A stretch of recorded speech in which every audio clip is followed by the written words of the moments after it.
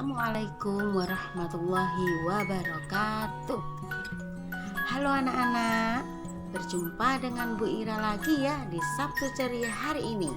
Oke, hari ini Bu Ira akan membawakan sebuah kisah dalam Al-Quran yang berjudul Kisah Nabi Yunus alaihi salam ditelan ikan paus.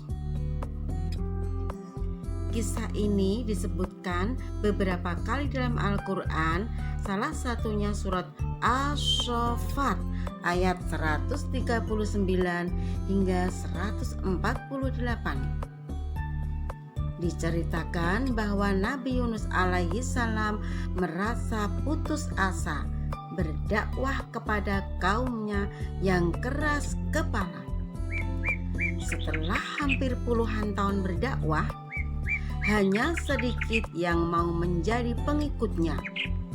Akhirnya beliau pun meninggalkan kaumnya dengan perasaan marah sekaligus sedih.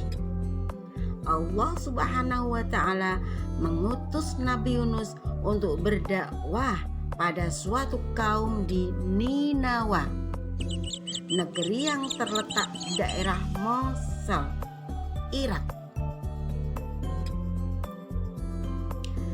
Hampir seluruh penduduk Ninawa masih mewarisi tradisi nenek moyang mereka, yaitu menyembah berhala. Kaum Ninawa tidak menyukai kehadiran Nabi Yunus. Menurut mereka, ajakan Nabi Yunus untuk beriman kepada Allah tidak sesuai dengan tradisi mereka. Wahai kaumku, berhentilah menyembah berhala-berhala itu. Sesungguhnya mereka tidak dapat memberi manfaat kepada kalian. Hanya Allah satu-satunya yang pantas kalian sembah. Diam saja kau Yunus. Engkau bisa bicara begitu karena memang engkau bukan keturunan nenek moyang kami. Iya, benar. Inilah ajaran turun-temurun dari nenek moyang kami. Mungkin engkau hanya pendatang di negeri kami. Engkau tidak tahu apa-apa. Pergilah, kami mau beribadah kepada Tuhan yang terlihat nyata, bukan seperti Tuhanmu yang tidak terlihat.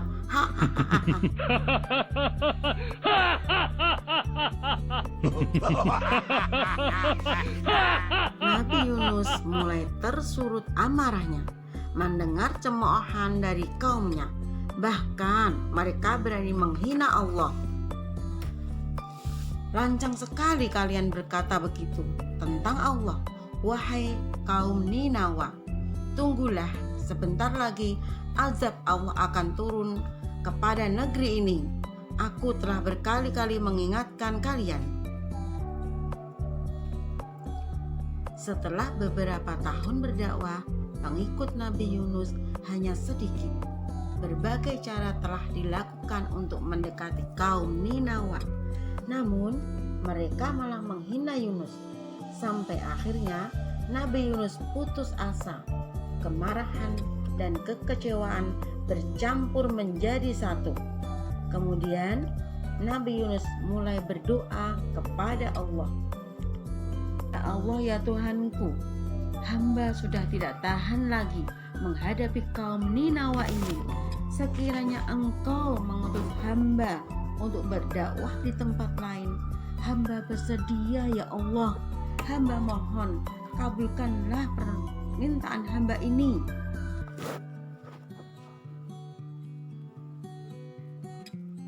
Disinilah letak ujian Nabi Yunus.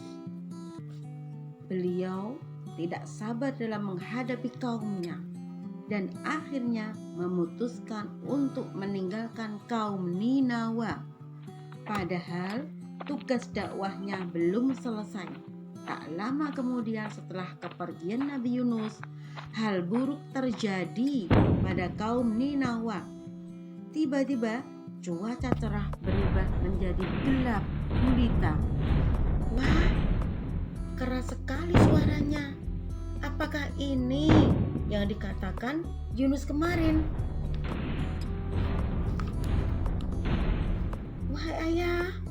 Aku takut.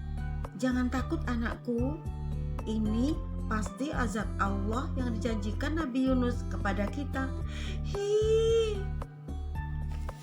Satu-satu kaum Ninawa mulai keluar dari rumahnya. Mereka bersujud dan mulai menyadari akan kesalahannya. Ya Allah, maafkan perilaku kami yang tidak mau beriman kepadamu. Kami sudah zalim kepada Yunus utusanmu. Ya Allah, ampunilah perbuatan kami. Kemudian Allah tidak jadi menurunkan azab kepada kaum Ninawa seperti yang telah disebutkan dalam Al-Quran surat Yunus ayat 98. Ketika mereka kaum Yunus itu beriman, kami hilangkan dari mereka azab yang menghinakan dalam kehidupan dunia, dan kami beri kesenangan kepada mereka sampai waktu tertentu. Sementara itu, Nabi Yunus telah berjalan cukup jauh. Sampailah beliau di tepi pantai. Langit sore nampak bersahabat. Terlihat di sana ada kapal yang akan berlayar. Kemudian Nabi Yunus pun ikut naik ke dalam kapal. Semua orang heran melihat penampakan Nabi di dalam kapal. Namun para penumpang tidak berani menyapa Nabi Yunus. Mereka hanya saling berbisik-bisik. Nahkoda menggerakkan kapal cukup cepat ketika berada di tengah lautan. Seketika itu angin bertiup kencang menggoyangkan sebagian badan kapal.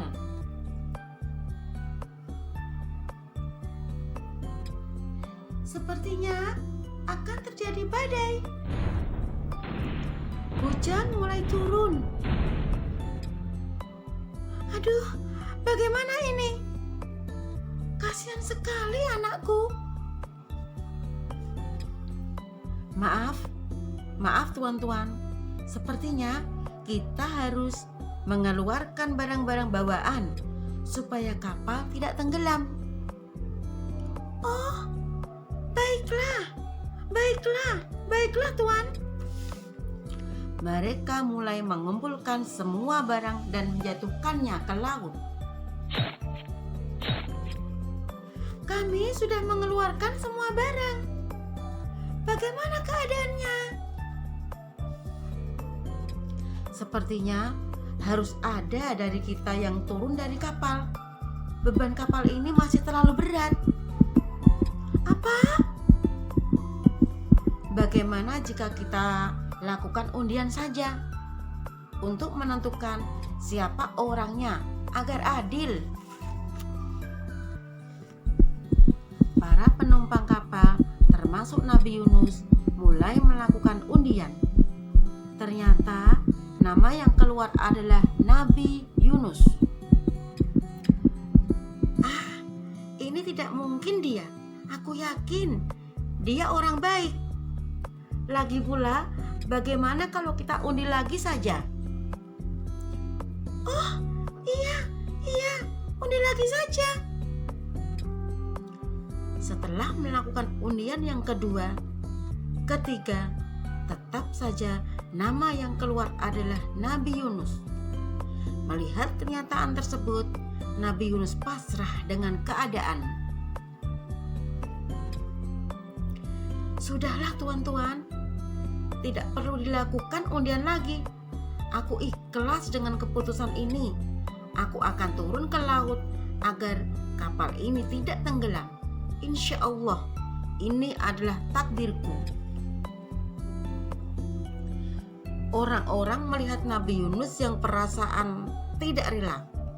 Kemudian Nabi Yunus bersikap turun dari kapal.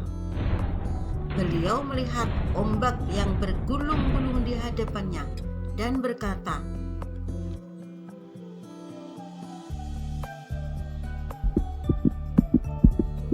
"Ya Allah, mungkin ini balasan bagiku atas sikap pengecut dan tak sabar menghadapi ujian dakwah dari kaumku.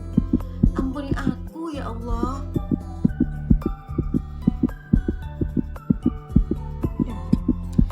Demikianlah Nabi Yunus termasuk orang yang kalah dalam undian tersebut, sehingga Nabi Yunus dilemparkan ke laut.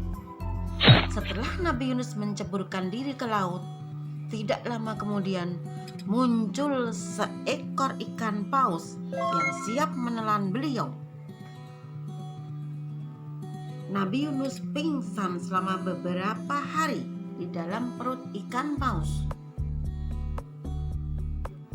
Saat membuka mata, yang dirasakan Nabi Yunus adalah kegelapan dalam jiwa dan raganya. Perasaan bersalah kepada Allah selalu menghantuinya. Tubuhnya lemas karena tidak ada asupan makanan selama di dalam perut ikan paus.